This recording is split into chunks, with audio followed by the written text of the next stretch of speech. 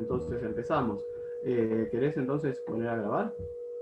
Bueno, les queremos agradecer a todas y a todos la participación en este nuevo encuentro.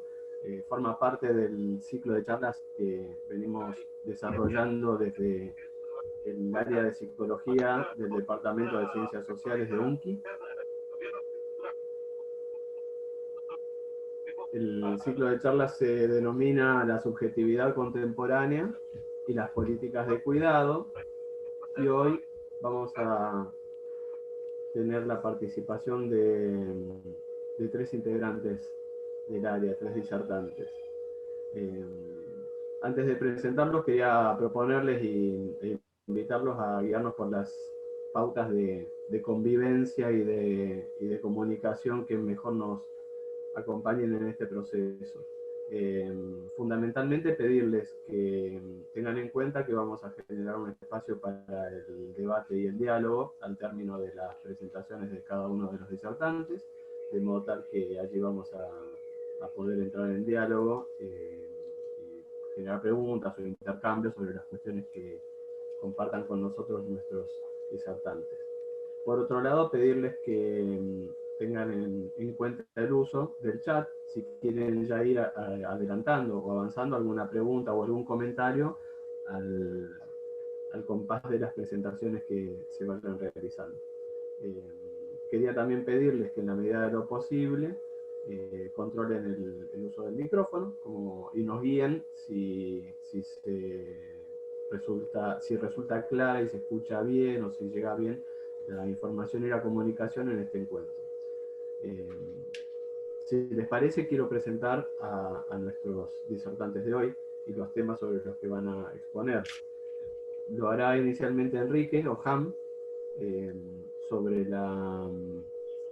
el tema sobre el que trabajará se llama Nuevas prácticas de cuidado parentales y producción de subjetividad. A continuación, Fabio García va a presentar De la masa al enjambre como estancia tecnológica. Y por último, va a cerrar Sandra Borakiewicz con una presentación que se titula Interpelaciones de los colectivos trans, travesti y no binarios al campo de la psicología. Esta es la información acerca de las ponencias o presentaciones que van a compartir con nosotros, pero les quería pedir si por favor se presentan y nos orientan en relación a cómo han ido construyendo el recorrido para darle forma a las presentaciones que van a compartir hoy con nosotros, ¿sí? Si quieren, entonces, antes de iniciar las presentaciones, podemos hacer una breve mención a las inserciones o a las investigaciones o actividades docentes que cada uno viene desarrollando, ¿sí?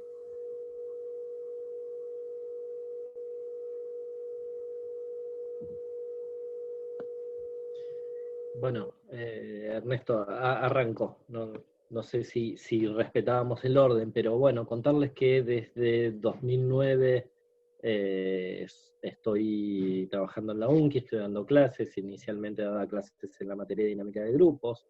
Después concursé, creo, para un mundial. Ahora no me acuerdo bien qué mundial, pero me acuerdo de haber concursado el mismo día que jugaba Argentina. Y jugaba Maradona. Bien, concursé. No, ya no jugaba Maradona, perdón. Parece, hoy nos toma el tema. Bien, ese día concursé para la materia de Psicología General, así que desde ese momento, creo que fue 2014, estoy dando Psicología General ininterrumpidamente en UNCI. Desde el principio, participando en los proyectos de investigación del área de psicología, que han sido varios, muy interesantes, originalmente dirigidos por Cristina, que tenemos el placer de tenerla en el área desde todos esos años, y acá, para los que no la conocen, es quien arma el área de psicología en la universidad. Y mucho camino, mucho trabajo hecho hasta para llegar a todo esto. Así que participando desde ahí en relación a temas de cuidado, temas de producción de subjetividad, que eran temas que yo ya producción de subjetividad lo venía trabajando de antes, tema de cuidado es un tema que trabajó Cristina desde que me acuerdo. Antes de estar en la UNCI ya sabía que Cristina trabajaba temas de cuidado. Bueno, con Sandra muchísimos años de recorrido. Es justo así como con Cristina. Sandra creo que es una de las responsables de que yo esté en la universidad, así que no, un placer como siempre. Amiga, sobre todas las cosas, además de colega, de gran colega, amiga. Y bien, hoy estamos trabajando en un proyecto que está dirigiendo ella, que es un placer formar parte de ese proyecto. En mi caso, trabajando producción de subjetividad y cuidado en temas de crianza. Así que bueno, ese es un poquito mi recorrido. Fabio, Sandra.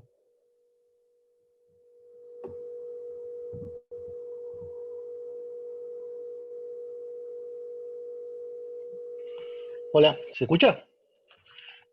Bien, fantástico. Bueno, yo desde el 99 soy docente en Quilmes, de la virtual, soy uno de los primeros docentes de la virtual, así que viví bastantes cosas, y más de los que vinieron de España a explicarnos cómo se hacía. Y bueno, en ese momento me invitaron a dar una materia que se llamó tutorías y coordinación de grupo de aprendizaje. Después sigo estando en educación, estoy dando análisis institucional y administración y gestión de instituciones escolares. Y también en terapia ocupacional estoy dando dinámica de grupos, acá como dijo Enrique. Y en la UBA soy jefe de trabajos prácticos en teoría y técnica de grupos 2, de la cátedra de Marcelo Persia. Y también, por otra parte, estoy trabajando en el Ministerio de Trabajo de Nación, en un sector que es el de la coordinación para trabajadores con personas con discapacidad. Bueno, más o menos desde ahí es el recorrido mínimo. Bueno, te paso, Sandra, así. Bueno, buenos días a todos. Bueno, como hacemos el antecedente UNC, yo trabajo en la UNCI desde 1998, así que eso me torna la más antigua en este ratito. Por ende tuve la oportunidad de trabajar tanto con Enrique como con Fabio en la UNCI, con Enrique desde antes, desde la UBA, en la cátedra de grupos, la otra cátedra, no la que trabajaba Fabio, y también compartir con Cristina desde aquel entonces y con algunas otras y otros colegas del área. Bueno, en la Universidad de Quilmes históricamente doy dinámica de grupo para terapia ocupacional y después también he dado alguna vez psicología general, y desde este año un curso nuevo que se llama Teorías Feministas, Estudios de Género y Sexualidades Disidentes, y otra más que va para los profesorados, la licenciatura en Ciencias Sociales, Comunicación y Educación en el ciclo superior, que se llama Imaginarios Sociales, Prácticas Colectivas y Subjetividad. Hace un montón participo en el programa de la Universidad Nacional de Quilmes para adultos mayores, coordinado históricamente hasta fin del año pasado por Cristina, con quien trabajamos en investigación también desde hace bastante tiempo. En el programa que nos alojó a tantas personas del área y de otras carreras de la universidad, y que tanta gente formó como en su posibilidad de acceso a investigar, a hacer estudios de posgrado bajo su dirección en distintas carreras, y eso importa porque es un sello histórico del área de psicología, su posibilidad de establecer alianzas con las distintas áreas del departamento, y sobre todo con un sello fuerte que compartimos también con muchas y muchos compañeros del área, que tiene que ver con una inscripción de poder pensar lo comunitario, poder pensar lo colectivo y el singular modo en que se van anudando y desanudando las subjetividades en el armado de lo común. A mí me parece que eso nos junta.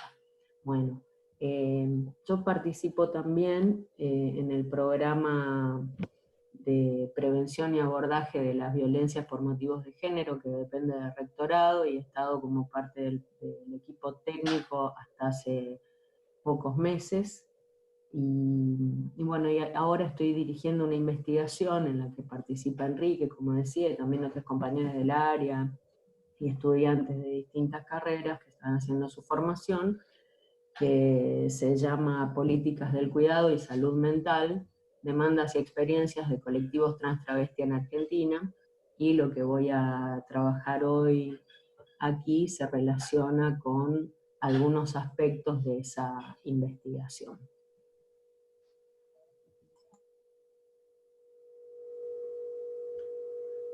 Bueno, excelente. ¿Quieren, si les parece, que demos inicio? ¿Querés comentar entonces, Enrique, comenzar vos con tu presentación? Gracias, Ernesto. Bueno, les cuento que había pensado hablar de cuidados, familia y demás, pero como un poco dije antes, creo que el tema Maradona nos atraviesa a todos, así que manteniendo la misma línea de la presentación, que tiene que ver con pensar en prácticas de cuidado, y pensarlas en función de los contextos sociohistóricos e institucionales, me parece como muy difícil que no se nos cuele. Cuando quería como concentrarme en el armado, era como el imán a la tele era muy, muy fuerte. Y en realidad sirve, o lo podemos tomar para pensar algunas cuestiones que tienen que ver con, inicialmente no con prácticas de cuidados, pero sí con imaginarios sociales, con producción de subjetividad, y cruzándome unos audios con Sandra antes de todo esto, aparecía algo como muy marcado en relación a la de Maradona, para empezarlo a articular con la idea de una concepción de subjetividad como producida y como histórica, anudada a determinadas prácticas. Yo le comentaba que a mí me era imposible no recordar determinadas situaciones, y ahí recordé el mundial en el cual yo estaba concursando, era un mundial donde Maradona estaba de técnico, era el mundial de Sudáfrica, y yo le comentaba que es imposible no recordar distintas situaciones de mi vida en las cuales Maradona había tenido cierta importancia, cierta preponderancia.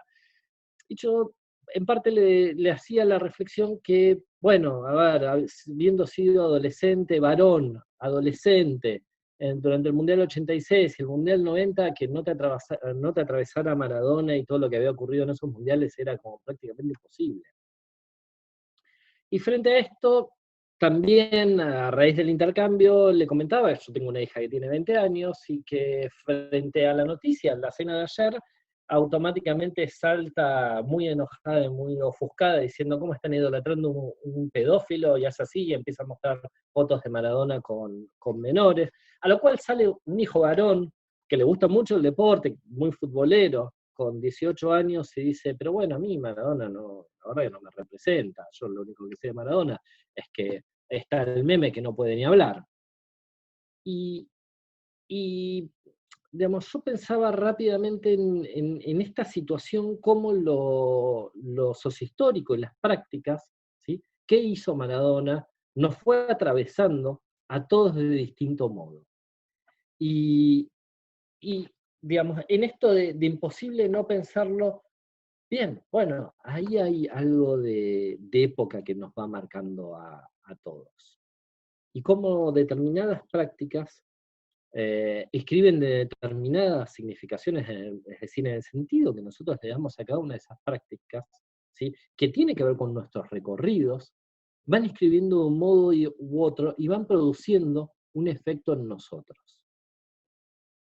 Yo veía mucha gente llorando, y era inevitable pensar cómo muchas situaciones vividas en determinado contexto y que fueron anudadas, a Sandra usaba la palabra anudada en la presentación, fueron anudadas a situaciones vinculadas a Maradona, producen tanta emotividad, ¿sí? No quiero meterme en lo de Fabio, porque Fabio va a hablar algo de esto, pero no quiero dejar de señalar, ¿sí? Cómo determinadas prácticas se inscriben con determinados sentidos para producir un efecto y no otro. Y retomando la idea de cuidados parentales, el modo en que van a anudar las prácticas de cuidados parentales en los niños, los sentidos que se le den a esas prácticas, van a ir produciendo algún efecto u otro. Está Cristina, me da un poco de prurito, pero yo acá me había puesto una definición de representaciones sociales que usa Cristina para leerla. Había puesto que Cristina ubica las representaciones sociales en el punto de intersección entre lo psicológico y lo social, porque concierne al modo como cada sujeto social, utilizando el conocimiento de su experiencia, que su experiencia le ha aportado, aprende de su medio ambiente, los acontecimientos diarios, la información que circula y las personas de su entorno. También porque lo social interviene ahí a través del contexto concreto en el cual se sitúan los individuos, de la comunicación que se establece entre ellos, de los marcos de aprehensión que proporcionan su bagaje cultural, de los códigos, valores e ideologías relacionados con las posiciones y pertenencias sociales específicas. Las representaciones y las prácticas de cuidado se visibilizan en las situaciones de conflicto, contradicciones, tensiones entre las normas y los valores. Las creencias, significaciones sociales compartidas y prácticas cotidianas que las sostienen. Esto último no es de Cristina, la primera parte es la definición de Cristina, pero a mí me interesaba como trabajar en muchas de todas estas situaciones, acontecimientos diarios, usa Cristina, la información o el sentido, ¿sí? Los contextos en los cuales se inscriben esas prácticas van moldeando, van dando forma a esos individuos. Del psicoanálisis podemos decir que le van dando forma a sujetos. Si lo miramos de un contexto más amplio, podemos hablar de que le dan forma a individuos, ¿sí?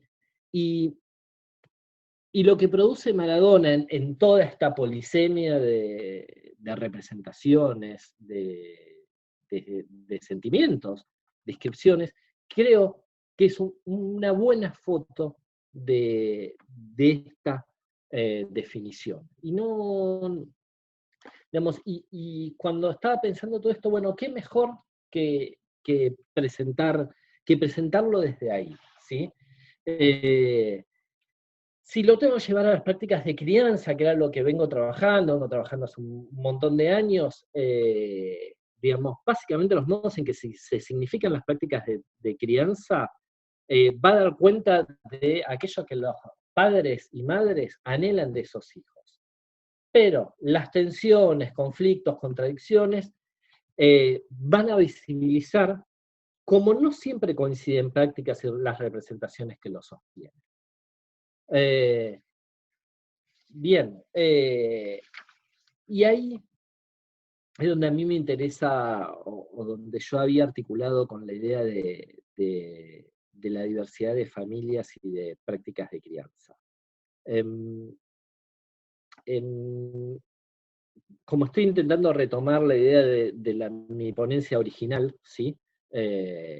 Todo esto que estuvimos diciendo de cómo escriben prácticas en determinados contextos, en determinados momentos, en determinados, contextos sociales, determinados contextos culturales, determinados contextos socioeconómicos, determinados contextos,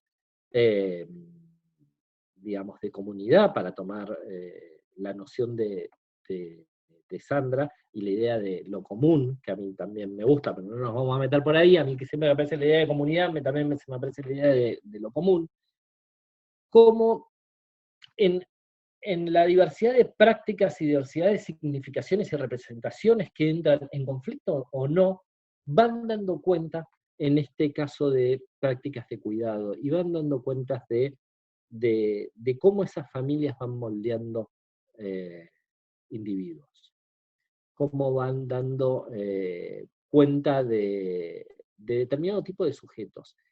Y no sé, es imposible pensar y acá por ahí hay un poco de estadística de consultorio, la mal afamada estadística de consultorio, cómo hay infinidad y diversidad de modelos de familia, homoparentales, monoparentales, ensambladas,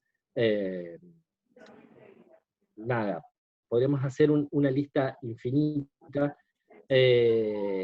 y incluso dentro de las heteronormativas, de las familias heteronormativas, cómo cambiaron las significaciones acerca de ser varón y de mujer, y cómo cada vez hay mayor diversidad de prácticas de crianza, y eso, digamos, estalla el molde de la familia heteronormativa clásica, incluso mismo dentro de la misma familia heteronormativa. Y al estallar la misma familia heteronormativa y determinadas prácticas hegemónicas, cómo empiezan a estallar la noción clásica de tutelaje del niño, la concepción de ese niño ingenuo, frágil, que a veces se sostiene desde discursos, no sé bien cómo adjetivarlo, pero el discurso de las más medias, de las comunicaciones y demás, de poner ese niño rubiecito, inocente y buen niño, cómo queda estallado en la realidad por un montón de prácticas y un montón de significaciones que empiezan a mutar. Y estallan la concepción de tutelaje de la modernidad temprana, aquello, digamos, instituido como el niño, como aquel a tutelar, y empiezan a instaurar muchísimas más prácticas de paridad. Es muy común, por ponerlo en un ejemplo simple, esto por ahí vi que hay muchos de mis alumnos, que me encanta, por cierto, en estos ejemplos que yo trato de ponerles como bien simples, digamos, encontramos que muchísimos niños participan con absoluta paridad, incluso de decisiones importantes para la familia. No es muy raro encontrar que un niño participe en la decisión o no de una mudanza, si le gusta o no le gusta la casa. Ahora estoy citando un ejemplo concreto. Era importante llevar a los niños de 7 y 5 años, a ver la casa nueva, a ver si les gustaba. Y quizás en 1950 era absolutamente impensado, quizás ese niño no se enteraba que iba a haber una casa nueva hasta que un día le decían, esta es tu nueva casa, ¿sí? Y esto un poco para mostrar la foto de que incluso dentro de la familia heteronormativa estalla un poco bastante. Si vamos a diversidades sexuales, otro ejemplo, esto les estoy diciendo, son estadísticas de consultorio, con lo cual no tienen ninguna rigurosidad, más que distintas fotos que fui tomando para intentar señalar, de la salida de un closet de un paciente de 19 años, cuyo padre, digamos, hacía orgullo de una masculinidad muy tradicional, profesor de educación física, un perfil de mucha masculinidad hegemónica, y que muy enojado con su hijo decide no hablarle más y no puede sostenerlo más de una semana. Y todo eso que aparecía desde un discurso de mucha virulencia y de mucha homofobia, después en las prácticas se le cae. Y puedo seguir nombrando ejemplos donde prácticas y sentidos no coinciden.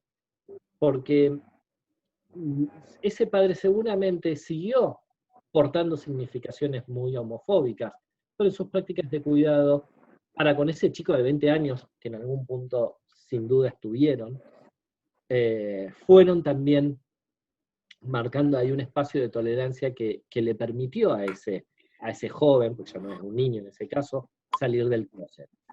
En buena hora, por supuesto. ¿Sí? Y hoy mucha significación, mucho discurso heteronormativo empieza a caer en prácticas de mayor paridad de niños adultos, en prácticas de mayor tolerancia a la sexualidad, a las diversidades sexuales, a las elecciones sexuales, a la autopercepción del género, ¿sí? Cómo en las prácticas de cuidado aparece, digamos, se me viene de nuevo la más media y cómo las diversidades sexuales van, digamos, ganando terrenos y siendo aceptados, ¿sí? Y de nuevo hay por ahí significaciones de una familia heteronormativa o de homofobia muy marcadas, pero en prácticas que empiezan a diluirse. Y eso, si volvemos a las situaciones de crianza, van... yo acá me había puesto un montón de preguntas, pero estoy más por el lado de las afirmaciones que de las preguntas. Van marcando muchas, digamos, posibilidades de diversidades de crianzas y de mayor diversidad en la producción de subjetividad de esos niños. Bien, me encantó, Sandra, el modo de avisar, debemos estar más o menos en tiempo, perdón. Simplemente decirle que más allá de que hay muchas significaciones de heteronormatividad muy hegemónica, muy marcada, la concepción de familia heteronormativa en las prácticas y la lógica binaria está absolutamente estallada y se puede ver. Algo Perdón, que Enrique. decidí dejar de lado. Con esto termino. Es que Ernesto, quería avisarte que estás bien de tiempo, por eso Ah. no había sido ningún mensaje, quédate tranquilo. Perdón. Pensé que era un mensaje subliminal como cuando antes nos pasábamos el papelito en el Congreso. Que era para avisar que alguien se estaba extendiendo. Bien,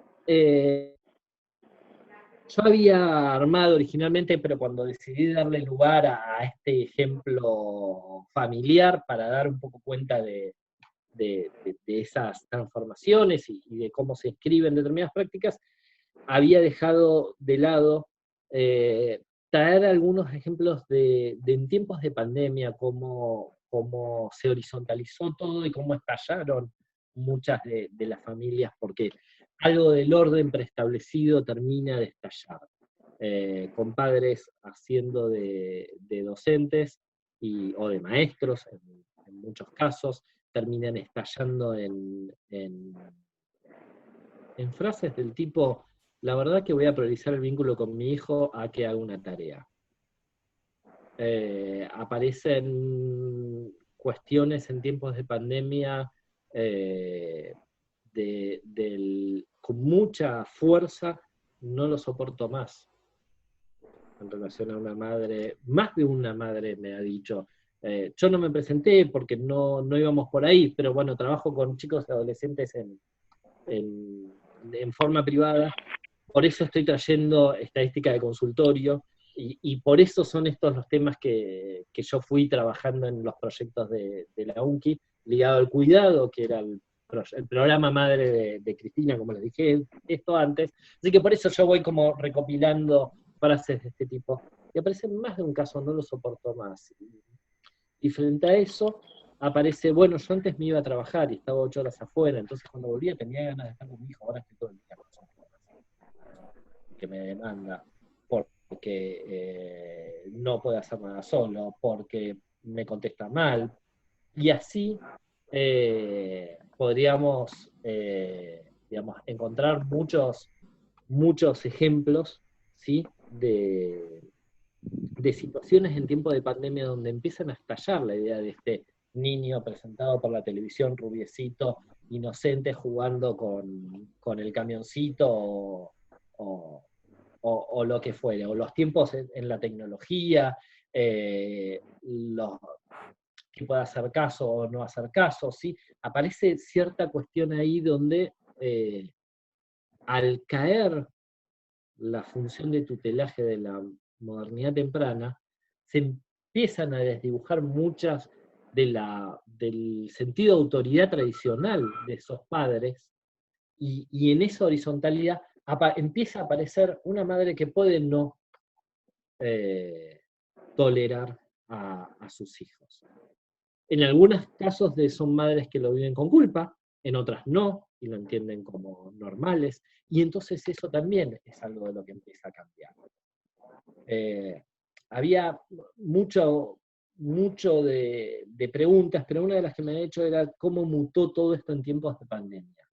Y en realidad yo me animaría a poner la hipótesis de que no mutó en tiempos de pandemia. Lo que hizo la pandemia fue visibilizar un montón de cuestiones que, por las significaciones, por los sentidos, por los discursos que circulaban muy todavía heteronormativos, tradicionales, empezaron a caer en pos de esas prácticas que la pandemia lo único que hizo fue ponerlas muy por arriba del discurso.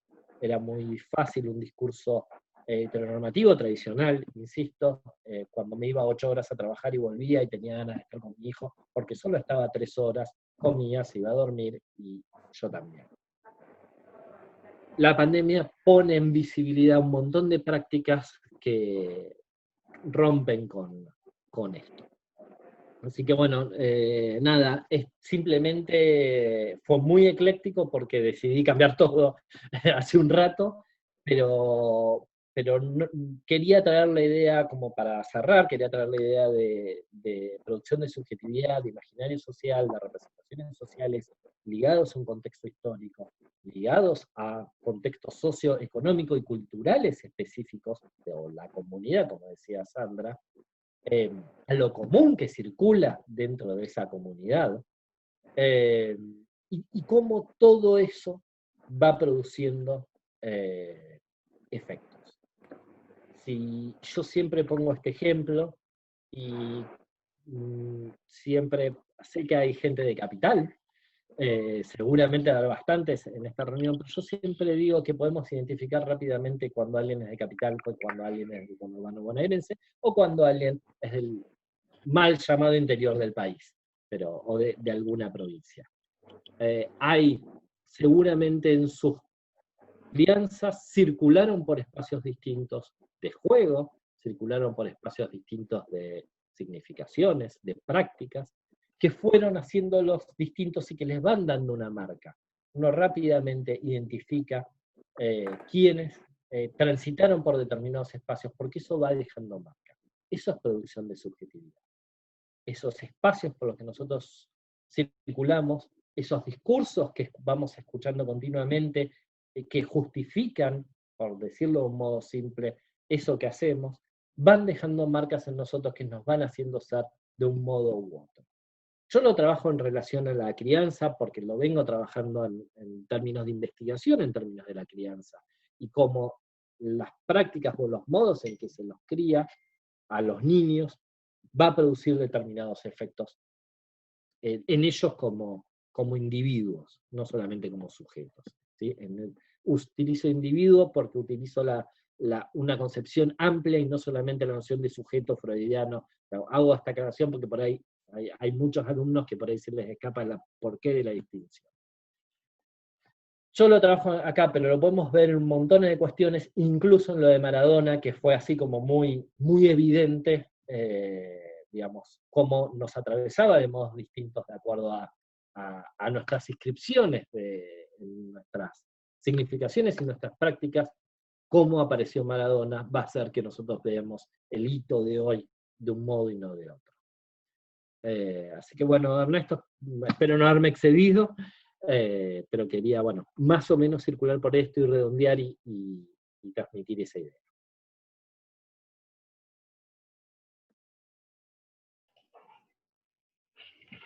Lo tengo a Ernesto congelado. No sé si alguien quiere tomar la posta. Tal vez se le desconectó un poquito, ahí estás, Ernesto. Se le desconectó. Fabio, seguías vos. Bueno, está bien. Voy a poner un power.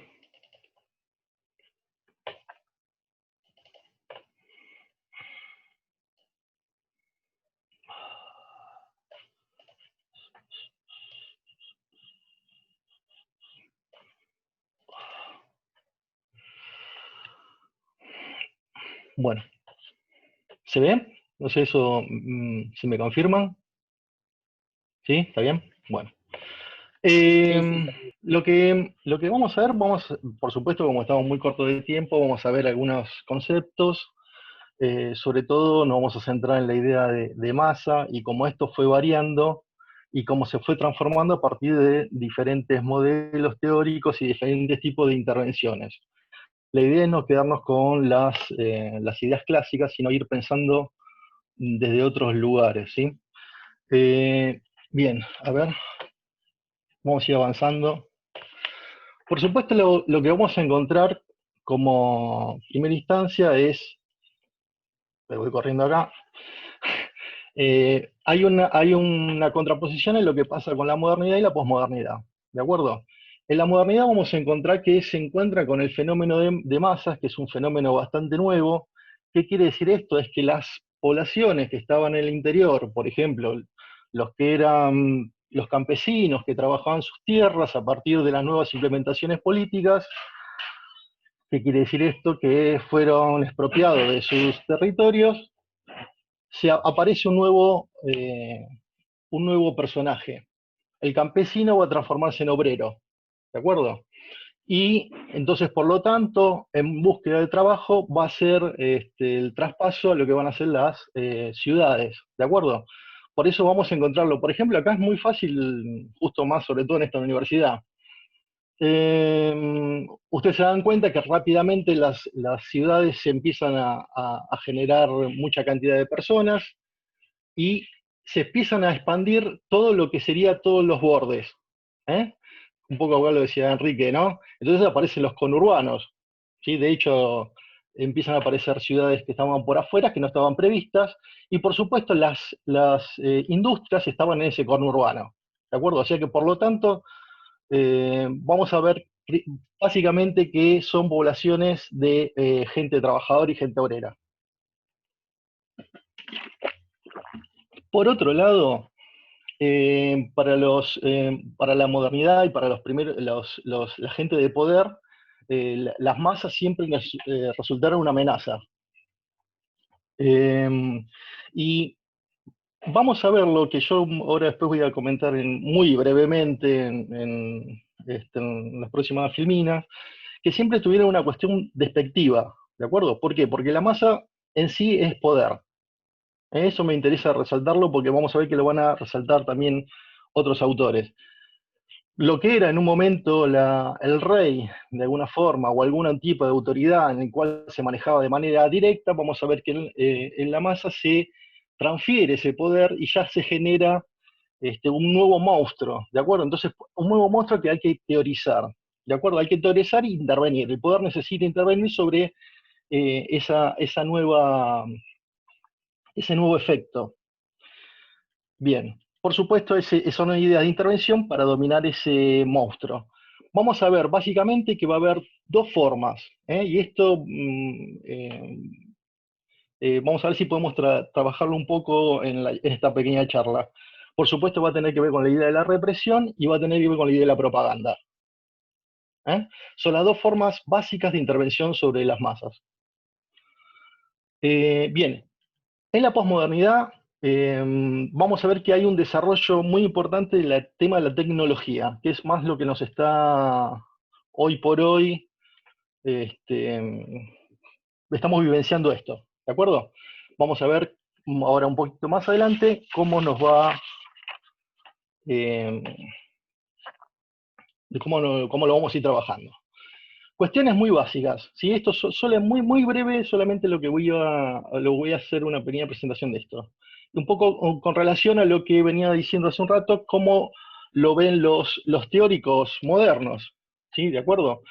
Para Gustave Le Bon, en su clásico Psicología de las Masas, sí, por supuesto es el texto en el cual se basa Freud en Psicología de las Masas y Análisis del Yo, trabaja sobre todo a Gustave Le Bon y trabaja a McDougall, y sobre todo pensemos que Le Bon es un pensador de derecha, ¿de acuerdo? Dice que el sujeto se convierte en un esclavo de sus actividades inconscientes, en un primitivo, ¿de acuerdo? Volvemos a esta idea, ¿eh? Me interesa que ustedes piensen en esta idea de lo negativo, ¿no? La masa como una cosa negativa.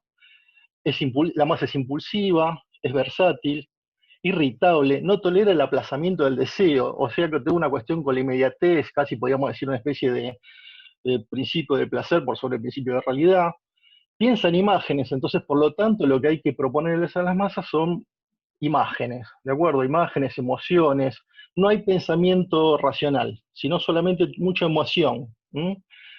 Dice que la masa tiene sentimiento de omnipotencia, es crédula, o sea que podés decirle cualquier cosa que posiblemente lo tomen, y carece de lógica.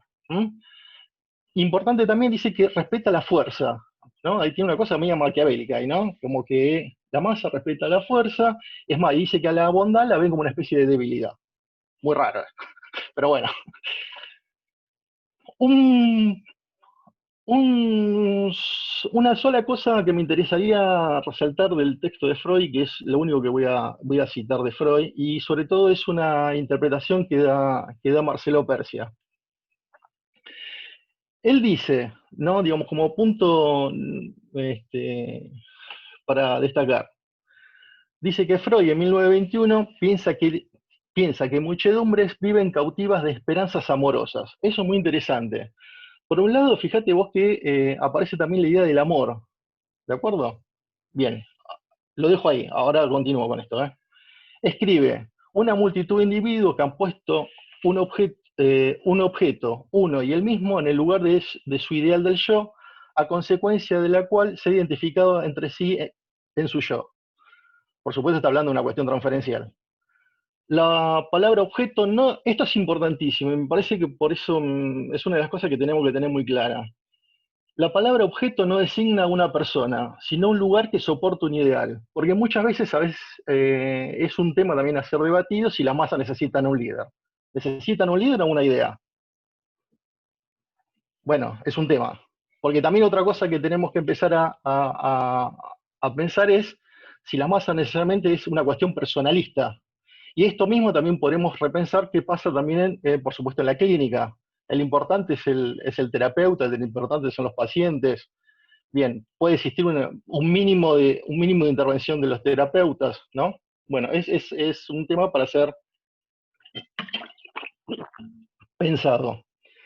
Ideales anteceden a activistas que balbucean, no componen atributos que les pertenezcan, vagan a la espera de vivientes en quienes posarse.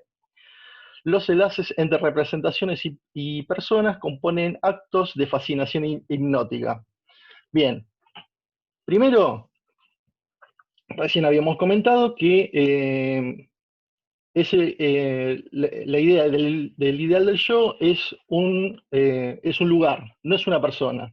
Y segundo, por supuesto que hay un efecto que es un efecto que están casi todos de acuerdo, que hay una idea de hipnosis, ¿de acuerdo? Sobre todo de sugestión. La palabra exacta es sugestión, hay un efecto de sugestión, ¿de acuerdo?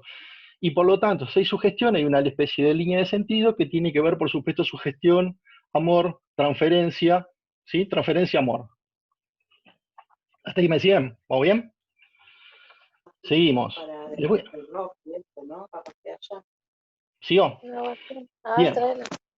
Les voy a presentar a una persona. Por eso les había dicho que lo iba a trabajar desde otro lado. Se llama Edward Bernays. Era un publicista y periodista. Fue una de las personas más importantes en relación al tema de publicidad y uno de los generadores de teoría en relación al tema de la propaganda. Bernays tiene una cosa que a nosotros nos toca de manera muy indirecta. Edward Bernays es sobrino de Freud, entre otras cosas. Bueno, nació en Viena en 1891 y muere en Estados Unidos en 1995. Voy a comentar algunas cosas de Bernays. A Bernays lo contratan mucho, él estaba muy preocupado por el tema de la propaganda, ¿de acuerdo? El tema de la propaganda y de cómo intervenir en las masas a partir de la propaganda para poder modificar algunos tipos de sus conductas. Un poco esto se entrelaza a lo que venía comentando Enrique, ¿no? Porque yo lo estoy hablando desde otro punto de vista. Hay una intervención que fue una intervención icónica, ¿no? tuvo varias cosas, ¿eh? Ahora voy a comentar algunas que algunas están buenas y otras fueron medio de terror, pero esta fue muy, muy interesante. En el Easter Parade de Nueva York en 1929 era una especie de desfile, ¿sí?, de gente adinerada, ¿m? Y a Barney lo contrata una tabacalera para decirle que tenían un problema porque necesitaban que las mujeres fumen más. ¿De acuerdo? Las mujeres fumen más. Sabían que las mujeres fumaban en privado, pero en público en 1929 era una cosa tremenda. Entonces él, ya en ese momento, y esto es para ser un ejemplo y para ser repensado, había como propuso intervenir dentro de las corrientes del feminismo, vuelvo a decir, en las clases adineradas, y les dijo que en el Easter Parade, precisamente, que en ese momento sacaran un cigarrillo en un momento y lo prendieran delante de todos. Y eso sería una especie de gesto, ¿sí?, un gesto de rebelión. ¿Está claro? O sea que a partir, él se apoyó. Su ideal era vender más cigarrillos, ¿no? Eso es lo que le estaban proponiendo. Pero a partir de ese gesto, se sumó a un ideal que tenía que ver con el feminismo y una protesta, y lo tomó, y de hecho se llamó esa intervención Antorchas de Libertad. Eso se conoce como Antorcha de Libertad. Y a partir de ese punto fue un despegue de lo que fue la relación del tabaco con las mujeres. Es más, podemos seguir viendo y estaban, digamos, directamente apuntados a lo que tenía que ver, sí, es tremendo, a lo que tenía que ver con las mujeres. Dice en el cartel: enciende un Lucky y nunca más echarás de menos lo dulce que te hacen engordar. Es tremendo. Bueno, pero bueno. O sea que iban apuntando. Una cosa que es importante. Barnett estaba asesorado, por supuesto, por una primera camada de los psicoanalistas en Estados Unidos. Creo que fue Brill, fue uno de los principales asesores en Estados Unidos, y por supuesto tiene una base conductista, ¿de acuerdo? Sobre todo por lo de Watson y Skinner, eran también... Vuelvo a repetir, esto que nosotros estamos viendo ahora se sigue usando. Sí, no hay que... Bueno, y les comento algunas cuestiones más, y voy a pasar algunas ideas de este pensador. Por ejemplo, una de las cosas en cuales intervino Barnett es que en 1918, en la Primera Guerra Mundial, él propuso que los soldados utilicen reloj de pulsera. ¿De acuerdo? Antes no era una cosa que se usaba. Es más, y él a partir de ese momento lo empezó a imponer y se puso de moda. Él propuso que lo utilizaran los soldados porque cuando una de las sustentos para su venta es la que la gente lo relacionaba con lo masculino y lo relacionaba con el valor. O sea que si vos eras valiente y sos muy masculino, usabas reloj, ¿sí?, como los soldados en el campo de batalla. Otra idea de las que modificó casi la conducta en Estados Unidos Barnett fue que lo contratan a él a partir de unos frigoríficos de carne porcina, y le dicen que tienen que empezar a vender más carne porcina. Entonces, ¿sabes lo que se le ocurre? Es contratar a un montón de doctores, ¿no?, nutricionistas, y aparecen en todos los medios diciendo que en realidad la gente en Estados Unidos comía muy mal los desayunos, porque generalmente lo llamaban como era un desayuno tranquilo, como podemos llegar a comer nosotros acá, ¿no? Café, jugo, pan, eso era lo que comían básicamente. Él transformó a partir de una campaña publicitaria la idea de comer huevos con panceta o huevos con bacon. Entonces, fue a partir de una cuestión publicitaria y a partir de una necesidad de consumo. Por supuesto, lo contrataron políticamente, porque ustedes se van dando cuenta hacia dónde nos vamos dirigiendo y tiene que ver con el tema de política. La idea de país bananero, o de países bananeros, es una idea de Barnett. ¿De acuerdo? Una empresa que tenía intereses sobre todo en Centroamérica, creo que la Fruit Limited, United Fruit Limited, una cosa así, la empresa, estaban empezando a tener problemas, hicieron una especie de campaña sucia como para cambiar políticos, y bueno, se creó la idea de propaganda como denigrante de países bananeros, y por supuesto lo que venía siguiendo era, lo que seguía era que eran comunistas, ¿de acuerdo? Que por supuesto no eran nada que ver. Si lo encuentran algo parecido con la realidad, me comentan. Después lo charlamos, ¿no? Por supuesto, pensando que el comunismo es como si fuera una mala palabra. Bueno, hasta ahora vamos. Bien, ¿qué decía Bernet? Vamos a ver brevemente algunas cositas chiquitas y por supuesto para ver hacia dónde va. Dice que la manipulación consciente e inteligente de los hábitos y las opiniones organizadas de las masas es un elemento de importancia en la democracia, en la sociedad democrática. Tremendo para lo que, ¿no? Si lo quieren ir pensando con lo que vamos viviendo actualmente, no estaría nada mal. Quienes manipulan este mecanismo oculto de la sociedad constituyen el gobierno invisible que detenta el verdadero poder que rige el destino de nuestro país. O sea que nos está comentando de que siempre hay un poder invisible que maneja y decide por nosotros. ¿Sí? Bien.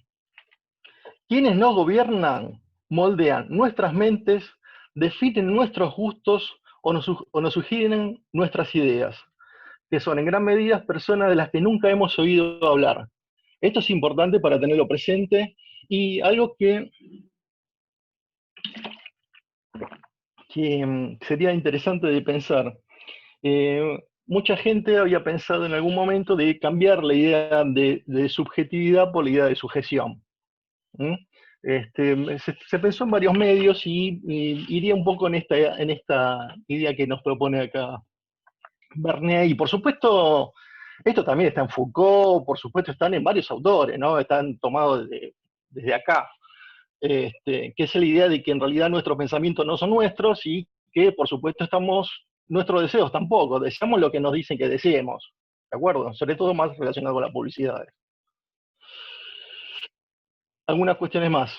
En teoría, cada ciudadano toma decisiones sobre cuestiones públicas y asuntos que conciernen su conducta privada. En la práctica, si todos los hombres tuvieran que estudiar por sus propios medios los intricados datos económicos, políticos y éticos que intervienen en cualquier asunto, les resultaría del todo imposible llegar a una conclusión en materia alguna. Hemos permitido de buen grado que un gobierno invisible, vuelvo a repetir esto, filtre los datos y resalte los asuntos más destacados, de modo que nuestro campo de elección quede reducido a proporciones prácticas.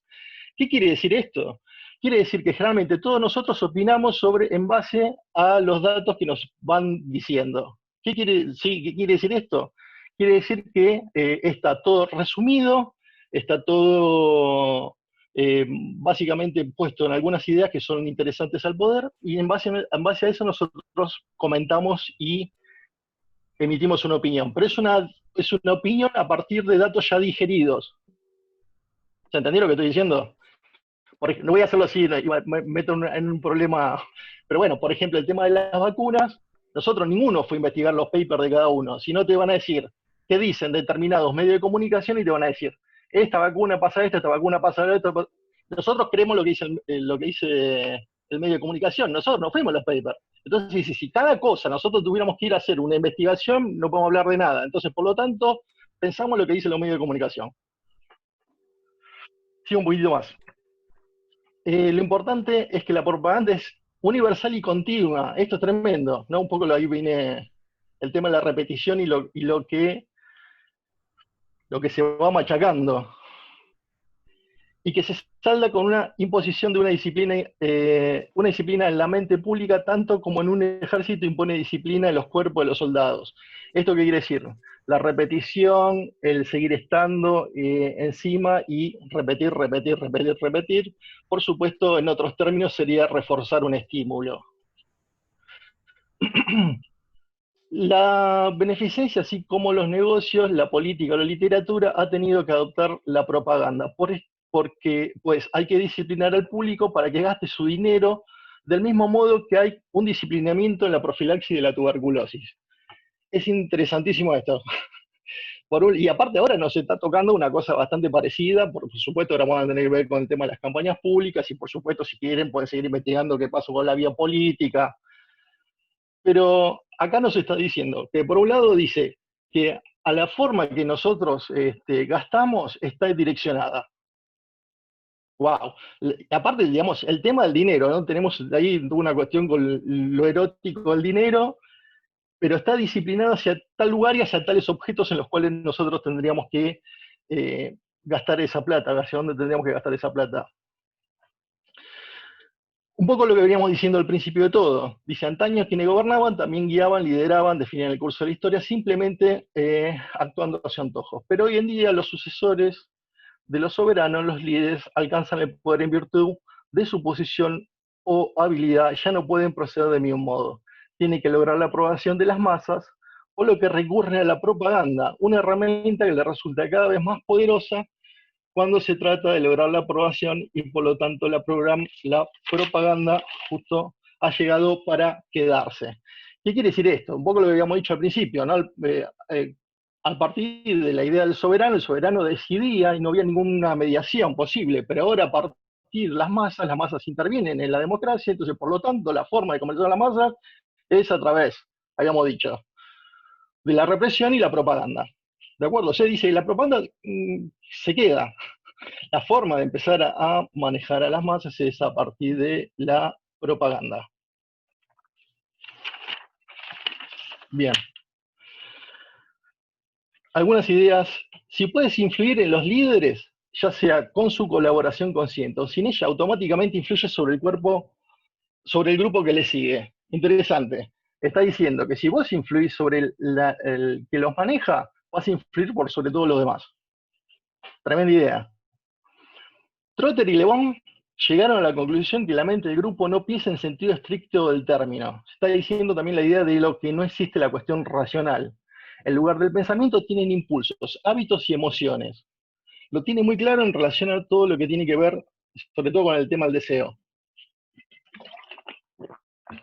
Y lo último, dice que pues siendo gregario por naturaleza, el hombre se siente miembro de una grey, y aunque se encuentre solo en su habitación con las cortinas cerradas, su mente conserva patrones que lo influencian del grupo que lo ha imprimido. O sea, ¿qué quiere decir? Que siempre el humano, el viviente, siempre va a ser un producto social, ¿de acuerdo? Siempre va a ser un producto social. Bien, vamos a dar un paso. Esto, por supuesto, lo que yo estuve comentando, recuerden que al principio de todo les había dicho una idea de la modernidad por un lado y una idea de la posmodernidad, y por supuesto podíamos relacionar con la idea del capitalismo por un lado, y por supuesto también con ideas liberales y neoliberales, si ustedes quieren, de alguna forma, ¿no? La idea posmodernidad con el tema neoliberal. El neoliberal encuentra algún desarrollo más adelante. Yo ahora voy a comentar algunas ideas de un profesor alemán, está vivo todavía, es un filósofo y ensayista que se llama Byung-Chul Han, es coreano, es un profesor coreano, y lo que hace Han, sobre todo, está bastante de moda en estos momentos, porque tiene todo un desarrollo con la teorización de las tecnologías, ¿de acuerdo? Y es sobre todo más de lo que viene pensando una cosa como muy actual.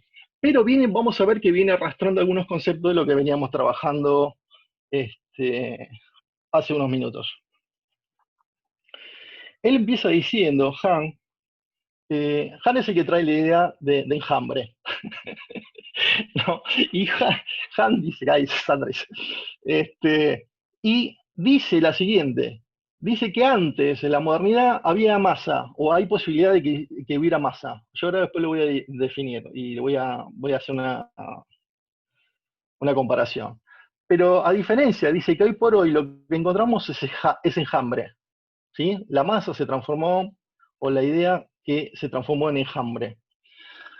Dice Han, en la psicología de las masas, en 1895, remite de vuelta a Gustave Le Bon, porque seguimos más o menos en la misma línea de sentido. Investigadores del campo definen la modernidad como la época de las masas. Eso es lo que ya habíamos dicho al principio de la charla, ¿no? Digamos, la modernidad es las masas. ¿De acuerdo? Ese era el fenómeno, se encuentra con ese tipo de fenómeno. A Le Bon, la masa se le presenta como un fenómeno de las nuevas relaciones de dominio. ¿De acuerdo? El derecho divino de las masas suplantará del rey, lo que veníamos diciendo antes, ¿no? Como antes el poder venía con una cuestión casi personalizada, ahora se transformó a partir de que las masas tienen un poder propio. Esto es importante, las masas tienen un poder propio. Bien, y otra cosa que es importante es, antes respondían un amo. ¿Me siguen en ese punto? Eso es importante también, eso destacado. Antes había un amo. Bien, ahora, a partir de las tecnologías y el neoliberalismo, que hace uso de ellas, se empiezan a crear unos nuevos efectos, ¿sí? Ese nuevo efecto va a ser la idea del enjambre digital. Lo que hoy encontramos, hoy por hoy, hoy en día, es que hay un enjambre digital. Bien. Sigo un poquito. ¿Qué dice? ¿Qué diferencia hay entre uno y otro? Para Han, en la modernidad, en la masa tiene alma, él lo define así, tiene un alma. Ese alma los congrega y es unificante. Un poco lo que venían trabajando acá Enrique y Sandra con la idea de lo común, también podría ser pensado de este punto, ¿no? Tal vez podríamos haber puesto, en vez de alma, decir lo común es congregador, unificante, y puede haber caído ahí la idea de la ideología. No pueden deducirse a partir del individuo. La masa no puede deducirse a partir del individuo. ¿Sí? Es más, se funde en una nueva unidad, es una nueva cosa, la masa es una nueva cosa. Está unida por la ideología. Una cosa que es importante, dice que en la masa hay la posibilidad de un nosotros. ¿Me siguen en ese punto? Podemos armar algo. Y algo que veníamos trabajando es esta idea de que en la masa hay poder. Bien, a la diferencia, ¿no? En el enjambre digital no hay alma, ¿de acuerdo? No hay ninguna alma, no hay ningún espíritu que los congregue. ¿Qué es lo que está pasando? Y sobre todo, digamos, algo que apoya el liberalismo, el neoliberalismo, es que hay una idea de los individuos aislados, ¿de acuerdo? Y se fomenta que el individuo esté aislado, que no forme, que no interrelacione tanto con los demás, ¿de acuerdo? Entonces aparece, bueno, creo que más adelante lo comenta, dice, aparece la idea de los solos, ahora aparece la idea de los solos, ¿sí? Y la idea de la soledad. Hay mucho, yo les recomiendo, hay un video, creo que en YouTube, en el cual se habla que pasa en Suecia, relacionado con, hay gente que se muere sola, en países súper capitalistas, ni se entera que se mueren como no tienen contacto con nadie. Bien, las nuevas tecnologías generalmente tienen una cosa bastante interesante con el tema de la distancia, porque por ejemplo, achican distancias, generan inmediatez, pero lo que también se fomenta es que no haya contacto físico. Es súper interesante eso. Y es una de las cosas para tener que ir pensando. ¿Qué dice además del enjambre digital? Que coste de divididos aulados, no se desarrolla ningún nosotros, a diferencia que la masa sí, es volátil. Lo que pueden organizar es que, por ejemplo, existen los indignados, ¿no? Los indignados se juntan, dicen algo, pero no generan una acción. La masa se enojaba y era tremendo, puede armar una revolución. Bien. En virtud de esta fugacidad dice que no desarrollan energías políticas, ¿sí? El enjambre digital no tiende a generar energías políticas. ¿Qué más encontramos? Dice que el Homo digitalis mantiene su identidad privada de manera, privada. Se manifiesta a través de manera anónima. Esto es un efecto muy extraño que está pasando con el tema de la tecnología. Ustedes saben constantemente que utilizan avatares, por ejemplo. ¿Qué quiere decir esto? Vos te llamás Sandra B, @hotmail, nunca, o te llamás JJK9, ¿no? Entonces necesitas, ahora no aparecen los nombres, ¿de acuerdo? Eso se llama avatar, o hay un simbolito, hay una marquita, ¿de acuerdo? ¿Qué dice Han? Dice, ¿se transforma en anónimo? No, ¿no? Quiere decir, no es que desaparece el sujeto de eso, sino que, al contrario, es un sujeto que se expone mucho, ¿de acuerdo? En la era digital hay una sobreexposición, es más, lo privado se transforma en público muy rápidamente. Bien.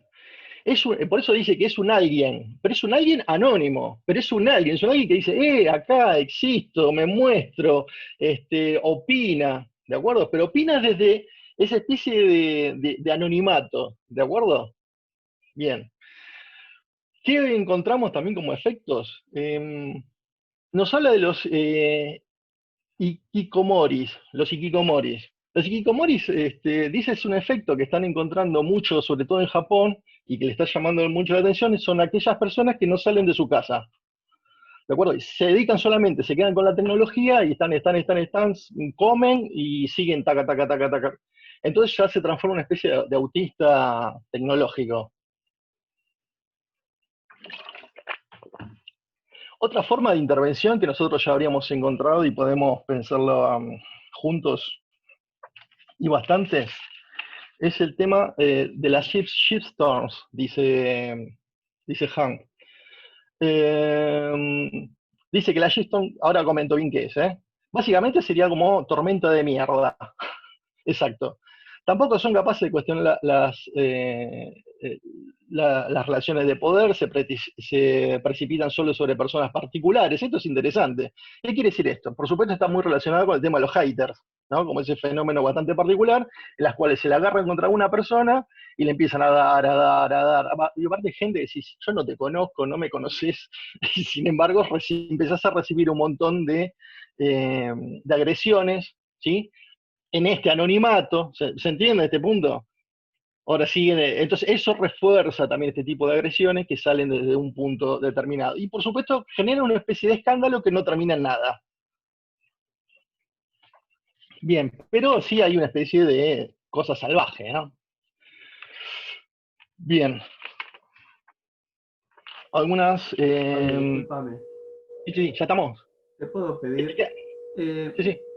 Estamos medio apretados de tiempo. Bueno, listo. Termino esto y ya está. La idea... No, sí, la idea es que puedas dar el cierre. Bueno, quedo con esta y ya está. Termino con esta. Por supuesto, estos temas dan para mucho más, ¿no? Yo estoy tocando cada punto y cada punto sería como así para un seminario. La violencia surge de un imperio global, que es interpretada como poder de la explotación del otro, ¿de acuerdo? Interesante es que en el capitalismo lo que había un amo en el cual dominaba al esclavo. ¿Me siguen en ese punto? Ese es el modelo que tiene la modernidad y el capitalismo.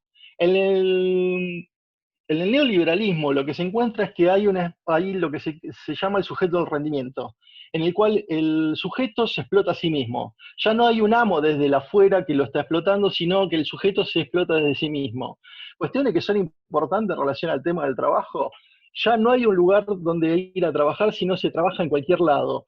Los lugares a donde vos tenías socios ya no existe más el ocio, sino vos seguís trabajando. Ya no hay horarios, vos estás a las 11 de la noche y estás contestando emails. Ya no existe más el tema de las 7 horas. Se empiezan a investigar algunas cuestiones de formas bastante particulares. Por ejemplo, el caso de hablar de empresario de sí, por ejemplo, ¿no? Es una de otras formas que le están comentando, que hablan de empresario de sí, por supuesto, a una persona que no tiene absolutamente nada de recursos, no es ningún empresario de nada, pero por supuesto este tipo de cuestiones apuntan a que desaparezca la idea del obrero.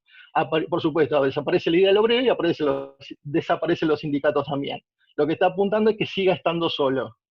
¿Se entiende? Y por supuesto solo no va a defenderse en absolutamente nada. Y todo lo que se conquistaron a partir de las luchas sociales se pierden automáticamente. Si sos empresario, sí sos responsable de vos mismo y por supuesto esto está relacionado con el tema de la meritocracia. ¿Me siguen? Porque si el problema es un problema personal es porque vos no te esforzaste demasiado, sabiendo perfectamente que no necesariamente por más que te esfuerces demasiado vas a conseguir más cosas, porque todo depende también de una cuestión social y de las posibilidades que se generaron a partir de, si ustedes quieren, del azar, en el cual es el lugar de donde vos naciste. ¿De acuerdo? ¿Está bien? Una cosita más y ya dejo. Hay, por supuesto, también otra cosa que se va implementando, habla del tema de la distancia. dice que en la virtualidad lo que se generó es una falta de respeto. Dice que antes había respeto. El respeto significa distancia. ¿Distancia con referencia a qué? Distancia con referencia al pasado. En la actualidad hay una inmediatez, todo es inmediato, ya instantáneo, ahora, ya no hay una especie de distancia, hay una confrontación. Y lo que encontramos ahora actualmente son espectadores, ¿de acuerdo? Lo que vemos básicamente en cualquier red social, lo que vas a encontrar son una especie de voyeurs. Voyeur que se mira y espera y espera y espera. Y otra cosa que es importante es que se pasan a juzgar en relación al tema del gusto. Sí que es absolutamente lo menos interesante del mundo, porque nosotros cada uno puede, por ejemplo, si nos gusta el helado, cada uno le puede gustar un gusto y no invalida tu gusto con el mío, ni el mío no invalida tu gusto. ¿De acuerdo? Pero sin embargo, digamos, la idea del gusto, por supuesto, si nosotros basamos en el gusto, nos basamos en una cuestión hedonista, y una cuestión hedonista relacionada con el tema del placer. Y por supuesto, toda intervención se transforma en un espectáculo. ¿De acuerdo? Ahora, por ejemplo, los docentes tienen que entretener. ¿De acuerdo? Si no, si es solamente las cosas, son solamente texto y aburre. ¿De acuerdo? Pero si no se transforma en un programa, tiene que ser un programa de televisión, porque ahora, si no, no le gusta, no importa lo que transmita, sino que va a tener que ver con el tema del no me gusta. Bueno, ahí por supuesto hay muchas cosas para más, pero lo dejo acá. Bueno, de ya, muchas gracias.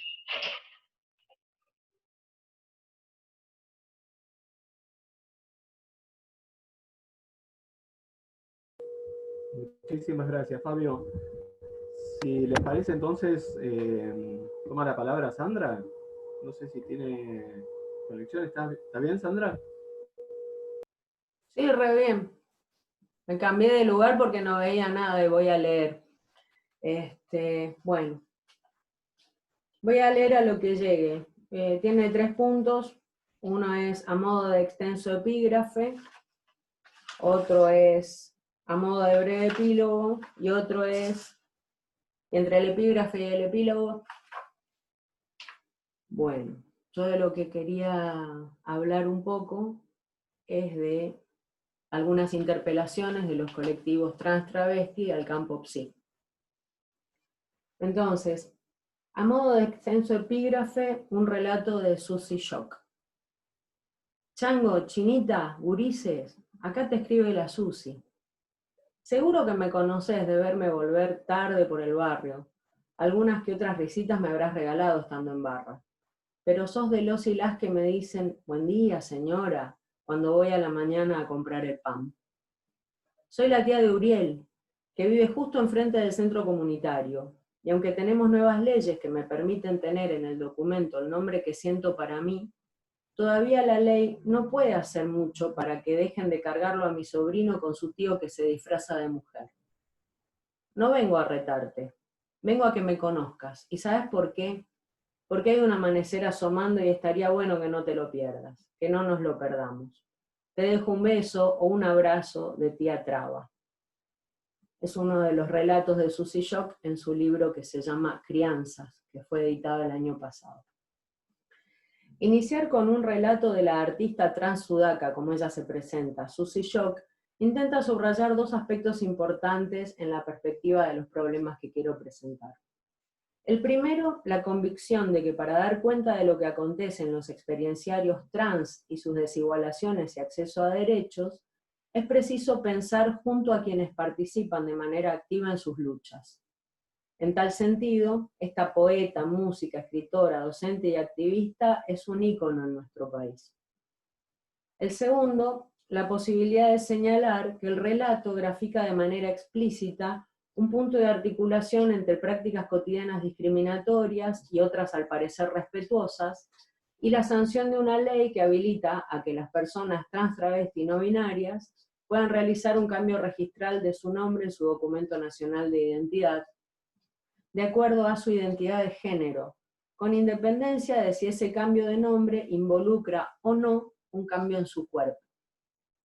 En otras palabras, se trata de un relato en primera persona, en la voz de una protagonista, como nos gusta decir en investigación cualitativa, en el que puede leerse una coexistencia de prácticas y significaciones imaginarias más o menos cristalizadas en representaciones sociales en torno a los cuerpos trans, que operan en la vida cotidiana, más allá de lo que la Ley de Identidad de Género sanciona en sus primeros artículos, que voy a citar textualmente, así la repasamos que nunca está de más. Artículo primero. Derecho a la identidad de género. Toda persona tiene derecho a. Al reconocimiento de su identidad de género. B. Al libre desarrollo de su persona conforme a su identidad de género. C. A ser tratada de acuerdo con su identidad de género y en particular a ser identificada de ese modo en los instrumentos que acreditan su identidad respecto de él, los nombres de pila, imagen y sexo con los que allí es registrada. Claramente, la autora de Crianzas despliega en el relato cada palabra con la que el Senado y la Cámara de Diputados de la Nación Argentina en 2012 ha redactado este artículo, como así también los dos siguientes. Artículo segundo. Definición. Se entiende por identidad de género a la vivencia interna e individual del género tal como cada persona la siente, la cual puede corresponder o no con el sexo asignado al momento del nacimiento, incluyendo la vivencia personal del cuerpo. Esto puede involucrar la modificación de la apariencia o la función corporal a través de medios farmacológicos, quirúrgicos o de otra índole, siempre que ello sea libremente escogido. También incluye otras expresiones de género como la vestimenta, el modo de hablar y los modales. Artículo tercero, ejercicio. Toda persona podrá solicitar la rectificación registral del sexo y el cambio de nombre de pila e imagen cuando no coincidan con su identidad de género autopercibida. Este relato, entre autobiográfico y ficcional entonces, admite ser leído en cualquiera de las dimensiones que hemos de transitar en este ratito, que invita a pensar nuestras prácticas e imaginarios profesionales en relación a la inclusión, diversidad y convivencia, corporizada en quienes despliegan opciones de vida trans. En esta línea, en esta dimensión legal del acceso a derechos, en el cuarto artículo se explicitan 3 requisitos para la rectificación registral del sexo, nombre de pila e imagen en su DNI. Las leo. Acreditar una edad mínima de 18 años. Presentar una solicitud al Registro Nacional de las Personas, al RENAPER, requiriendo la rectificación de la partida de nacimiento y el nuevo documento, que conserva su número original, y expresar el nuevo nombre de pila con el que desea inscribirse. Algo muy importante que se agrega en este cuarto artículo y que interpela tanto los sentidos comunes de los que hablaba Enrique al principio cuando hablaba de representaciones sociales, como los prejuicios de muchos profesionales del sector salud, es cuál no es un requisito para proceder al cambio de sexo registral. Y dice así: en ningún caso será requisito acreditar intervención quirúrgica por reasignación genital total o parcial, ni acreditar terapias hormonales u otro tratamiento psicológico o médico.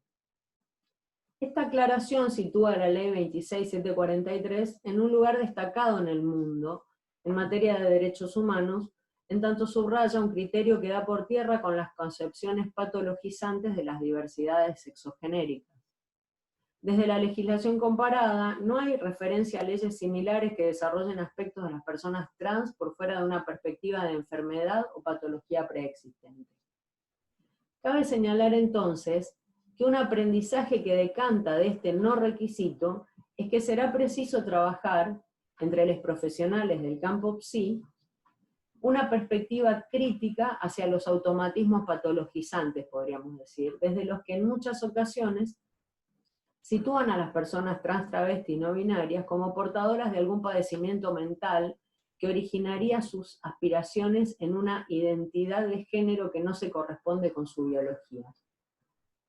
Y la producción de conceptos que se encuentren a la altura de los tiempos actuales, que puedan poner en palabra todas las opciones de vida, interrogando e interrogándose acerca de la diversidad de experiencias, desterrando la idea de que todas las respuestas se encuentran en los DSM, aun cuando quienes los buscan no sean psiquiatras.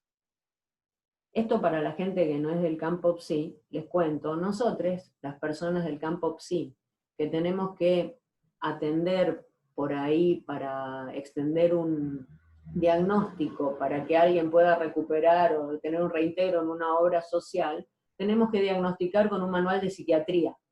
Entonces, por eso la referencia a que no todas las respuestas se encuentran en los DSM, aun cuando quienes las buscan no sean psiquiatras, o en la producción completa de les autores de la línea de psicología en la que cada quien se haya formado. En tal sentido, el señalamiento inicial acerca de la necesidad de que la producción de conocimientos vinculados a las opciones de vida trans se realice trabajando en conjunto con los integrantes de la comunidad LGBTIQ+, en tanto, tal como lo vienen señalando los colectivos militantes por sus derechos civiles y desde el ámbito académico, los estudios queer, la mirada patologizante de las sexualidades disidentes o de las disidencias genéricas solo se podrá tensar con otros modos de pensar los desacoples de la articulación sexo-género-elección sexual, tradicionalmente pensada como una suerte de soldadura, en la medida en que las voces de estos colectivos puedan ser escuchadas de otra manera. En consecuencia, importa subrayar una vez más que es preciso el trabajo conjunto en la deconstrucción, palabra sumamente utilizada en los últimos tiempos, de la lógica de la diferencia que sostiene los circuitos de desigualación y violentamiento de las desobediencias sexogenéricas. En la medida en que eso sea posible, y vale aclarar que es algo que se dice rápidamente y con pocas palabras, pero que involucra mucho trabajo de elucidación de las implicaciones, debido a que interpela tanto al ejercicio profesional como al sujeto y al ciudadano, ¿no? Será viable avanzar sin vacilaciones, en la medida en que eso sea posible, hacia el trato digno sancionado en el artículo 12 de la Ley de Identidad de Género, que importa citar textualmente, y me importa especialmente porque estimo que entre quienes han venido a este ciclo de charlas hay estudiantes de terapia ocupacional que aún hoy están escuchando en algunas clases que quienes optan por otras identidades de género diferentes, que difieren del cuerpo con el que nacieron, tienen algún tipo de patología o disforia de género o cosa así, que así aparece en algún DSM, que ya tiene un poco de olor a naftalina, digamos. El trato digno que sanciona el artículo 12. Deberá respetarse la identidad de género adoptada por las personas, en especial por niñas, niños y adolescentes, que utilicen un nombre de pila distinto al consignado en su documento nacional de identidad. A su solo requerimiento, el nombre de pila adoptado deberá ser utilizado para la citación, registro, legajo, llamado y cualquier otra gestión o servicio, tanto en los ámbitos públicos como privados. Nota al pie, la Universidad Nacional de Quilmes se ha pronunciado al respecto y hay una resolución del Consejo Superior que cuenta cómo la universidad adopta la ley de identidad de género, y en ese sentido cualquier estudiante que se encuentre en estas vicisitudes, porque no le quiero llamar transiciones, porque una idea de transición quiere decir que se sale de un lado para llegar a otro, y no sabemos si es una transición. Hay gente que decide quedarse en algún lugar, tal vez a veces innominado, y por eso se reserva el uso de la X también para escribir, no solo la E, ¿no? Bueno, puede solicitar a sus docentes, al personal administrativo y de servicios, como así también a sus compañeros, que le nombren con el nombre de pila que ha elegido. Bueno, continúo la lectura del artículo 12, trato digno. Cuando la naturaleza de la gestión haga necesario registrar los datos sobrantes en el Documento Nacional de Identidad, se utilizará un sistema que combine las iniciales del nombre, el apellido completo, día y año de nacimiento y número de documento, y se agregará el nombre de pila elegido por razones de identidad de género a solicitud del interesado o interesada. Todavía figura binario en el artículo 12, debería ir con una X, supongo que en breve se va a arreglar eso. En aquellas circunstancias en que la persona deba ser nombrada en público, deberá utilizarse únicamente el nombre de pila de elección que respete la identidad de género adoptada. La lectura demorada de este artículo y su cotejo con las prácticas instituidas reafirma tanto la necesidad como la medida del desafío para estar a derecho, como se suele decir. Segundo apartado. A modo de breve epílogo, algunos problemas para pensar juntos. Hasta aquí la dimensión legal, aspectos de la dimensión relacionada con imaginarios y representaciones sociales y sentidos comunes profesionales del campo psi. También aspectos académicos o ligados a la producción de conocimientos que aspiran a desplegarse en prácticas que no reproduzcan violentamientos y desigualaciones. También una dimensión deseante que anima necesariamente nuestras prácticas académico-profesionales, sus desafíos y posicionamientos ético-políticos. En este apartado, importa aportar algunas cuestiones que hemos pensado en el marco de 2 proyectos de investigación radicados en la Universidad de Quilmes, en la presentación nombre 1 y que es continuación del anterior, ¿no? Que en ambos trabajamos en relación a los cuidados y al acceso a derecho de personas trans, travesti y no binarias. Entonces, esos 2 proyectos intentan producir conocimientos en la brecha entre la letra de la Ley de Identidad de Género, que claramente es una llave, y las prácticas cotidianas de personas trans, travesti y no binarias, como así también, el punto que quería comentar hoy, las interpelaciones a los campos académico-profesionales que de ellas se desprenden. El conjunto de la bibliografía consultada a lo largo de estos años y el contenido de las entrevistas con personas trans e informantes clave en ambos proyectos permite afirmar que en la actualidad hay una coexistencia de significaciones imaginarias y representaciones sociales ligadas a los derechos civiles de las personas trans, travesti y no binarias, junto a otras que los desconocen y contribuyen a reproducir su desigualación, y por ende su acceso a derechos consagrados. La figuración de lo trans, homologado a lo monstruoso, ¿no? Fabio hablaba de las masas como lo monstruo, y ahora decimos una cierta configuración de identidad de género que muchas veces es significada como lo monstruo, y que es reapropiada por algunos activistas LGBTIQ, como Susie Shock, como Marlene Guayar, que dicen que lo otro sea lo normal, reivindicar lo monstruo, etc. Vuelvo allí. La figuración de lo trans homologado a lo monstruoso y a la patologización de lo diverso asumen diferentes maneras en diversos ámbitos. Hemos podido construir algunas líneas de significación que a nuestro entender se despliegan de singular manera en nuestro país, pero podrían pensarse habilitando prácticas tributarias de imaginario y representaciones sociales que exceden las fronteras de nuestro país, digo, hablando de los enjambres y todo eso, y tal vez se expresen de otras maneras o con otras palabras en otras latitudes, pero que también sería interesante poner a revisar. Algunas de ellas en su versión local. En el ámbito de la salud, nuestras investigaciones muestran que en la experiencia de los colectivos trans, travesti y no binarias en Argentina aparecen necesidades puntuales ligadas al acceso a la salud. Básicamente la necesidad de protocolos para la atención de personas trans menores de 16 y mayores de 50, si es que llegan, son sobrevivientes en general quienes llegan a más de 50, pero hay. Como así también trabajar con los profesionales el imaginario institucional dominante relacionado con las cirugías de adecuación del sexo al género autopercibido, que es un derecho, y los tratamientos hormonales para quienes los soliciten.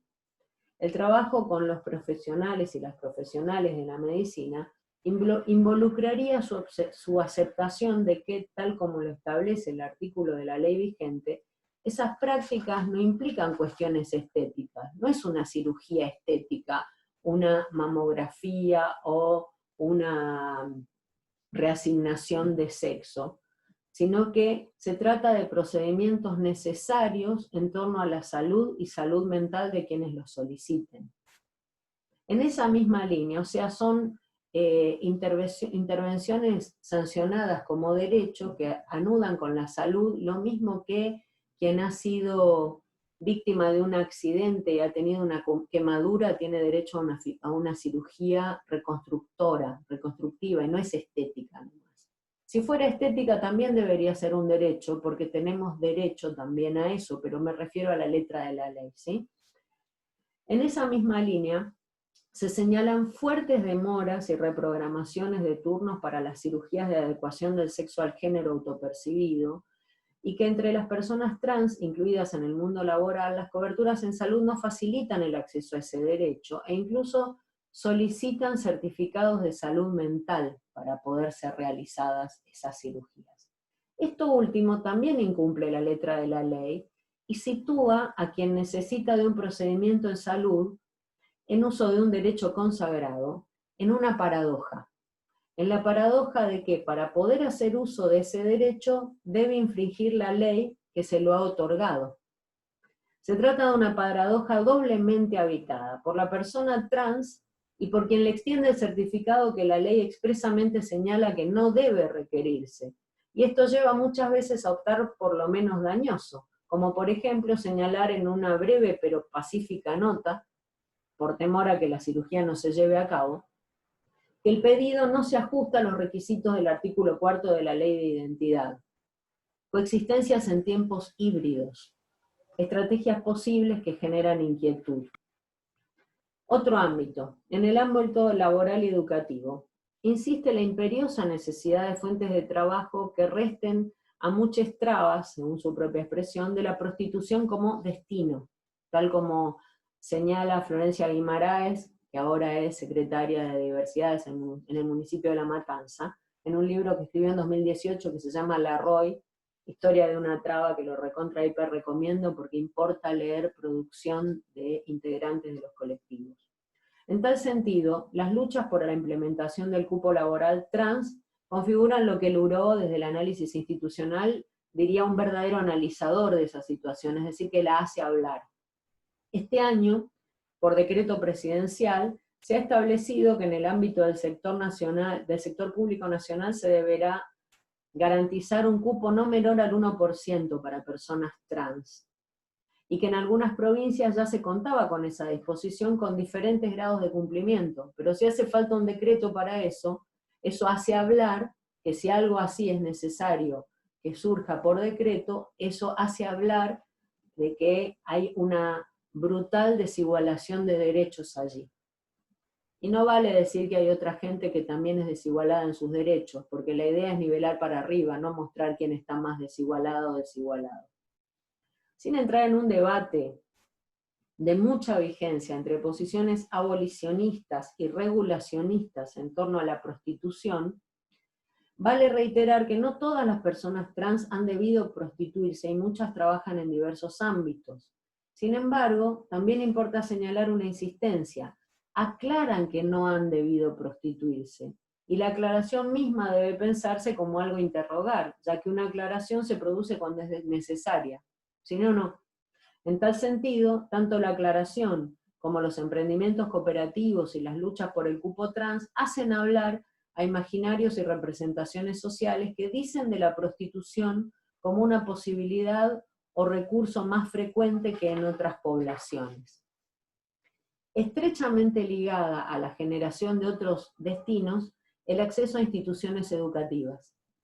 Insiste la experiencia del Bachimocha, del bachillerato Mocha Celis para personas trans en la Ciudad Autónoma de Buenos Aires, y en los últimos años la presencia de personas trans en espacios universitarios, además de su visibilización en ámbitos artísticos, políticos y profesionales. Tensiones, necesidad de aclarar, necesidad de cupos laborales y accesos que habilitan a otros proyectos. Otro. En los ámbitos académico-profesionales, y enseguida termino con esto, Ernesto.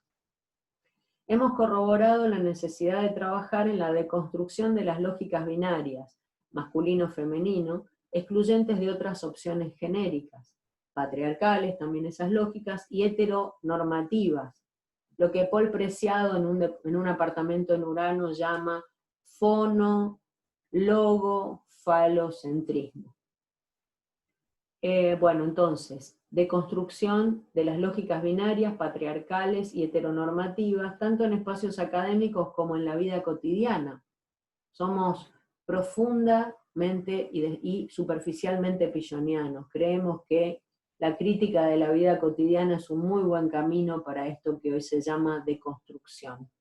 Entonces, es decir, encontramos la urgencia de deconstruir las representaciones sociales excluyentes y discriminatorias de los existenciarios trans, travesti, no binarias, que atraviesan las prácticas de todes en diversos espacios sociales, institucionales y comunitarios. Los colectivos trans se componen de manera heterogénea, y es preciso, en la malla común de la tensión entre desigualación y acceso a derechos, trazar distinciones entre quienes participan activamente en la defensa y promoción de derechos y quienes no lo hacen, como así también la diferencia de acceso a las distintas especies de capital, como diríamos con Bourdieu, ¿no? Bienes materiales y simbólicos. En otras palabras, diferencias de posicionamientos y posiciones políticas, clases sociales, geografías y otras, a la hora de considerar las estrategias en salud mental habitables en cada historia singular en un mismo tiempo histórico. En ese contexto de violencias y desigualaciones, los ámbitos del cuidado insistentes son los vínculos con otras personas trans, que alojan, las organizaciones y espacios de activismos y la visibilización en diversos ámbitos. También la producción de otros espacios de encuentro, como grupos de internet, lo que hablaba un poco Fabio, pero en la parte, como decía Paul Virilio, al lado de cada invento hay que poner todo lo que produce y todo lo que destruye, ¿no? Aquí sería el uso de la red en algo que produce y tal vez por la vía de algún avatar puede permitir el inicio de una conversación que diga de mucho por hacer, tal vez, ¿no?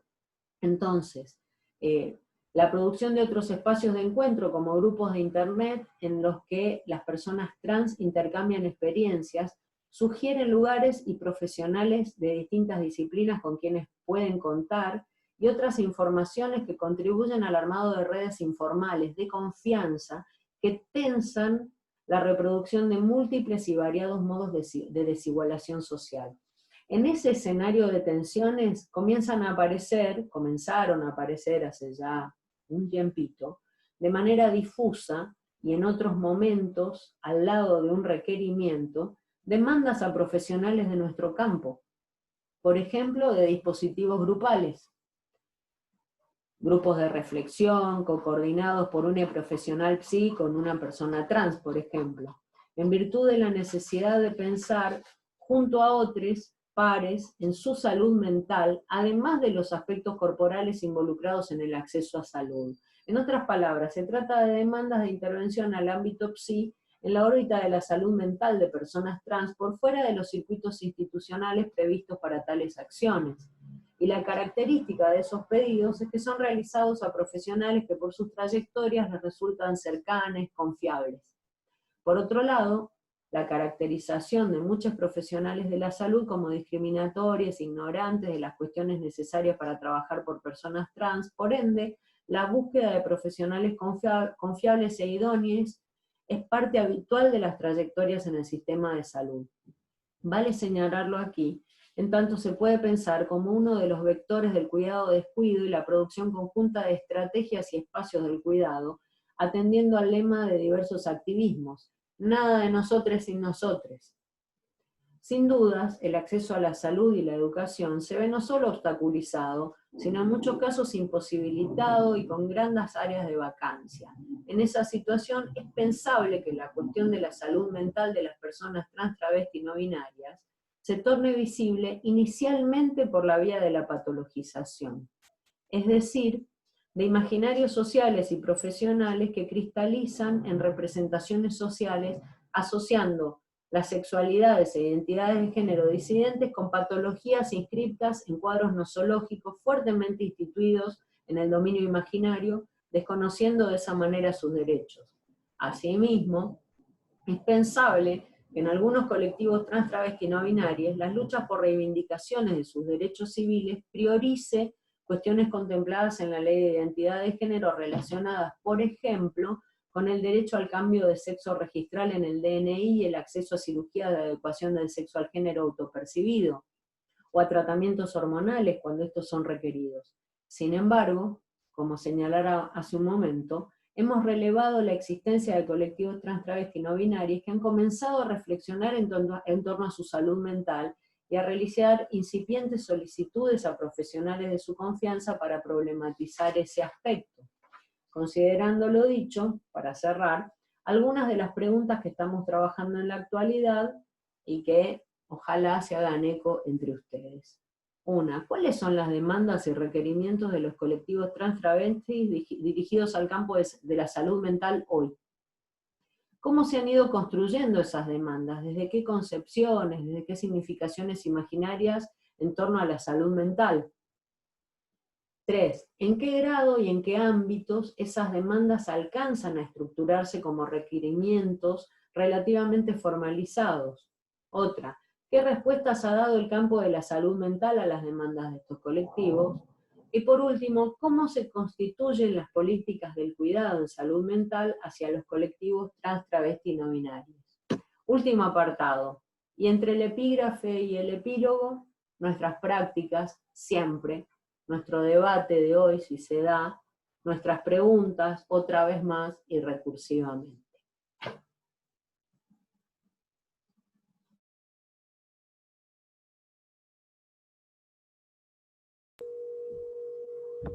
Muchísimas gracias, Sandra. Si les parece, generamos un espacio de intercambio y de diálogo acerca de las consultas, comentarios y aportes sobre la participación que generaron.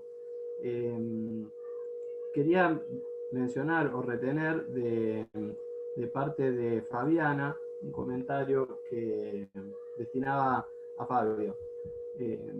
Señala que la represión, en contraste a la propaganda, el argumento que presentó Fabio,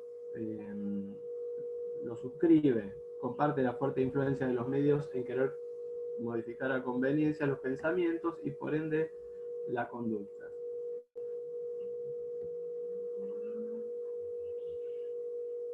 ¿Comentamos un poquito de eso? ¿Querés? Sí, si querés. ¿Alguna cosa más? Bueno, lo que nos encontramos básicamente, sobre todo, principalmente, es el tema de la repetición. ¿Notaron eso? A veces, sobre todo en los grandes medios, hay una noticia o algo, una frase muy puntual, y ni se imaginan lo que pasa también en las redes sociales. Se impone un tema, eso se llama focus group, ¿de acuerdo? Se hace una especie de investigación a partir de las cuales son las necesidades y los temas de ese momento, y en los cuales se lo machaca hasta el cansancio. En el tema de la repetición, ¿de acuerdo? Hay una cosa de una insistencia. Y una cosa que es muy interesante y es algo que no se dio el tiempo de desarrollar, es que hay una idea muy rara y muy curiosa que lo comenta Han también, que dice que pasamos desde una especie del Big Brother, ¿no? De casi la modernidad, esa cosa media panóptica, ¿no? Un poco lo que venía charlando acá Sandra, ¿no? También esta cosa, ¿no? Que como nos somos mirados, nos están mirando, ¿no? Una cosa así de algo exterior, hasta hacer una cosa del Big Data, dice. Es interesante. Pasamos del Big Brother al Big Data. ¿Sí? Bueno, esta cosa del focus group, sí, eso es lo que estaba comentando Mariela, ¿no? Mariela es. Es un poco también eso, ¿no? Digamos, ahora, digamos, lo que nos transformamos es en transparentes. Dice que la gente es transparente. ¿Qué quiere decir eso? Es que lo privado se transformó en absolutamente público. Ahora, si vos querés ir a conocer a una persona, ¿qué haces? Vas a las redes sociales. Si hay un crimen, ¿qué buscan primero? Las redes sociales. Entonces ya mirando un poquitito tus redes sociales, ya sabemos tu posición económica, si estás casado, si estás soltero, cuántos hijos tenés, en dónde estuviste de vacaciones. Y eso vos lo pusiste gratis. ¿Se entendió? Ahora él dice que hay un cambio en el poder en el cual antes era represivo y ahora es facilitador. ¿De acuerdo? Es facilitador. Antes los servicios de inteligencia tenían que hacer un laburo bárbaro. Ahora nosotros regalamos todos los datos. El Big Data también es otra importancia de esto, ¿no? Porque nosotros compramos un celular, compras una computadora, decís, uy, vienen con los programas, y los programas son todo gratis. ¡Wow! ¡Qué bueno!, ¿no? Pero lo que estás diciendo es que vos estás entregando toda tu información para que ellos la analicen, hagan... Nada, es esto, ¿no? Un poco... ¿Qué se transmite con los datos? Y por supuesto, esto interfiere muchísimo en todo lo que tiene que ver hasta las elecciones. Recomiendo mucho, creo que en Netflix hay un documental referido a lo que pasó con Cambridge Analytica Y bueno, ahí están diciendo, las actividades era partir la sociedad en dos para que se autopeleen. Esto pasó acá en Argentina, pasó en Centroamérica, pasó en Estados Unidos también, y fomentar que dos sectores se peleen en sí mismos y para poder intervenir. Eso puede llegar a generar otra nueva cosa, es un lugar para poder intervenir. No, pues si no, no lo estamos viendo. Estamos peleándonos uno contra otro por nada, y sin embargo nos estamos regalando solos. Eso. Quería hacer una pequeña pregunta a Enrique. No sé si hay alguien... Ah, bien. Él está compartiendo una pregunta para Enrique. Sí, Leonel está preguntando qué es la familia heteronormativa. Bien, es cuando hablamos de la familia heteronormativa, estamos hablando de esa familia que concibió la modernidad temprana. Fabio lo trajo más desplegado. La cuestión de modernidad es posmodernidad en el inicio de la presentación, pero tenemos que pensar en esa familia que habla de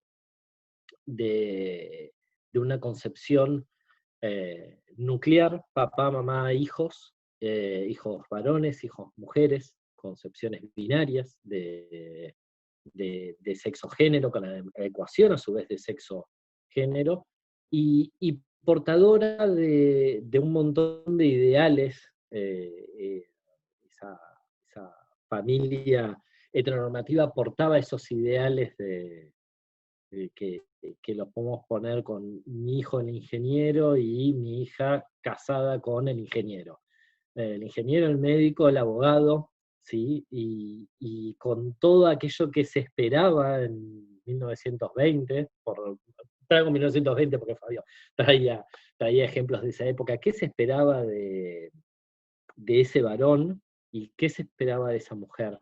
De ese varón exitoso en el mundo público, de ese varón que portara todos los rasgos de masculinidad que estaban ampliamente valorados, y Lionel de esa mujer que se esperaba que sea una excelente ama de casa, cuidadora de sus niños, ¿sí? Y transmitieran todos estos valores en las generaciones sucesivas. Cuando pensamos en la familia heteronormativa, eh, y ligado a la más media, también la tenemos en la propaganda de hoy. Digo, quiero conectar un poquito con lo que trajo Fabio, con algunas cuestiones de Sandra. Estamos pensando en esa familia que te pone una propaganda, no sé, de algún artículo de limpieza, por ejemplo, y te pone, o se me viene a la cabeza esa adolescente muy visual, muy posmoderna pareciera, pero atrás una madre y un padre que le van corriendo las cosas para que no se tropiece y haga su video hermoso para las redes sociales. Bien, eso es familia heteronormativa. Es ese niño rubiecito jugando y que se ensucia su ropa y su madre está ahí dispuesta para limpiarla. Todo eso es familia heteronormativa. ¿Sí? Tiene que ver con la reproducción, desde imaginarios sociales instituidos, de una serie de valores que responden a masculinidades hegemónicas y feminidades hegemónicas, absolutamente arraigadas durante muchísimos años, de qué se espera de ese varón y qué se espera de esa mujer, y qué se espera de esos padres que transmiten a esos varones y a esas mujeres. Y hablo de varones y mujeres, y hablo en concepción binaria, porque la familia heteronormativa es binaria. Espero, Leonel, haber contestado un poco tu pregunta. Podemos hablar una hora entera de familia heteronormativa, pero elegí como algunos puntos bien centrales y para graficar.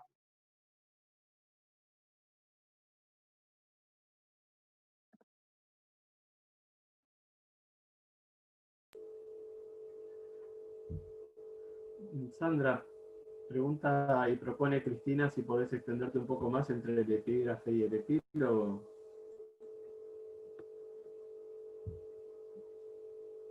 Sí, pero como ya estamos sobre la hora, voy a contestar con una letra que cantaba Baglietto.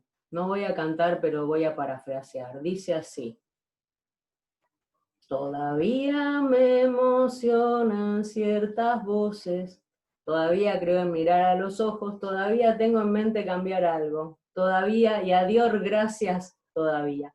Multiplicar es la tarea. A mí me parece que lo que queda entre cualquier epígrafe y epílogo son las prácticas cotidianas. Entonces es el hoy, es lo que podemos hacer hoy para que esos derechos se puedan efectuar en las prácticas cotidianas, profesionales, no profesionales, comunitarias, etc. Multiplicar es la tarea.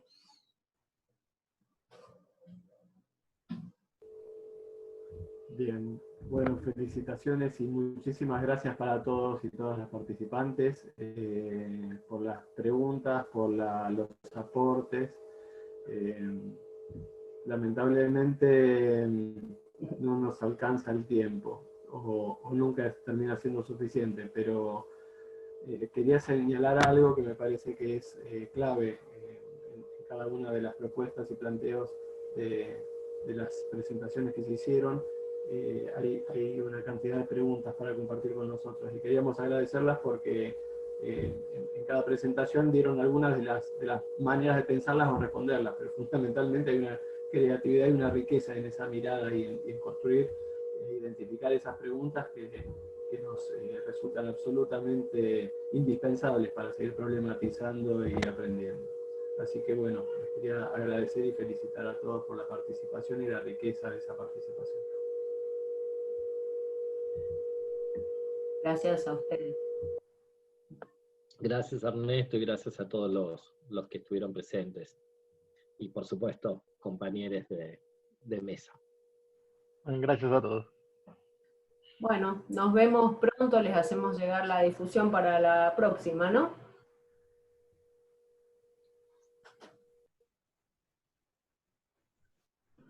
Cerramos. Bueno, muchísimas gracias.